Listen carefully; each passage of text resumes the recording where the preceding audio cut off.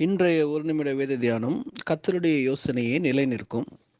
மனுஷனுடைய இருதயத்தின் எண்ணங்கள் அநேகம், ஆனாலும் கர்த்தருடைய யோசனையே நிலைநிற்கும் என்று நீதிமொழிகள் 19ஆம் அதிகாரம் 21ஆம் வசனத்திலே பார்க்கிறோம்.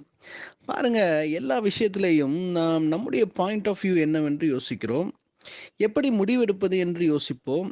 ஆனா இந்த வசனம் சொல்லுது, நீ என்ன வேணா யோசி, 1000 ஐடியா வேணா ரெடி பண்ணு.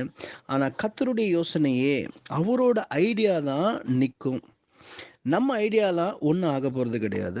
அதனால ரொம்ப நம்ம மூளைய போட்டு கசக்காம, எப்பவுமே அவர் மேல, அதாவது இயேசு மேல எல்லாத்தையும் வச்சுருவோம். இன்னைக்கு கூட இந்த காரியத்துல என்ன முடிவு எடுக்கணும்னு தடுமாறிட்டு இருக்கீங்களா? மண்டைய போட்டு உடைச்சிட்டு இருக்கீங்களா? கவலைப்படாதீங்க. அந்த விஷயத்த ஆண்டவர்கிட்ட விட்டுடுங்க. ஏன்னா வசனம் சொல்லுது, கர்த்தருடைய யோசனையே நிலைநிற்கும். ஆமென்.